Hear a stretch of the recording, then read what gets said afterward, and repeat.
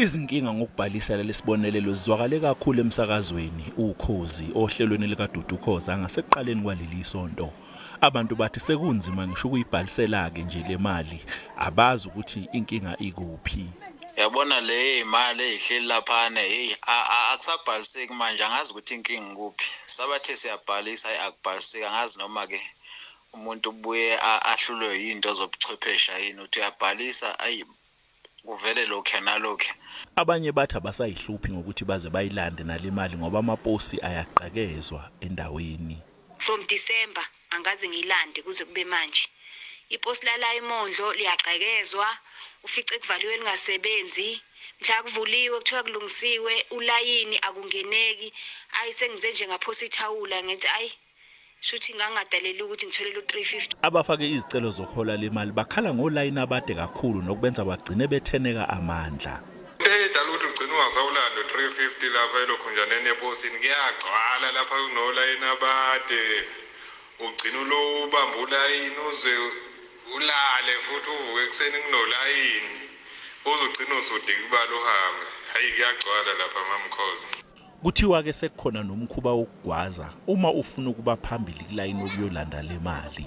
Uma ulayini kanti ulokubona abantu bengena phambili kanti bona sebegwazi bakhipha u50 wena kulokubona ulayini ungahambi befaka abangani babo. Njengoba embeqolo kangaka nje amadatha abanye bengenawo ke enhlobo abantu bathi kuze kuphele wona amadatha bezama ukufaka isicelo kungalungi. Isazobaningi imali ehlalayo kakhulukazi kule ama350 njengamanje ukuregister kunzima kakhulu ngoba kusebenza inamba yeWhatsApp kusebenza ukuthi ungena ngelink kumadatha amadatha uzowathatha uzoyithatha before smart mamkhoza. Kuthi ke uma sebeme baze bafika phambili bezolanda le mali kuthiwe iyashoda. Mamkhoza ave ngiphathile kabuhlungu mina 350 wami bese kusela u350 kuphela. Izulu emkhomazi post office ngolandile useswa abantu avelwa ngitshela ukuthi nje ayisekho imali yakho kanje nokuthi iyephi ithathwe ubani. Okunye laba bafake izicelo abakhala ngako ukuthi le nombolo eqala ngo082 ayisebenzi kanti khona sebefuna imali ukuze bafake kulayini. Kwezinye izindawo kubikwa ukuthi kuyaye kuthiwa amakhompyutha wasebenzi umuntu ajike esebambe omude ulayini lona.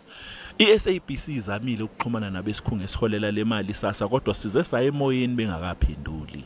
Uma ufisa ukufaka isicelo ngena ku website ethi www.srd.sasa.gov.za noma usebenzise le nombolo ka WhatsApp ethi 082 046 8553 siphinde inombolo 082 046 8553 noma ke uthi *134 *7733#.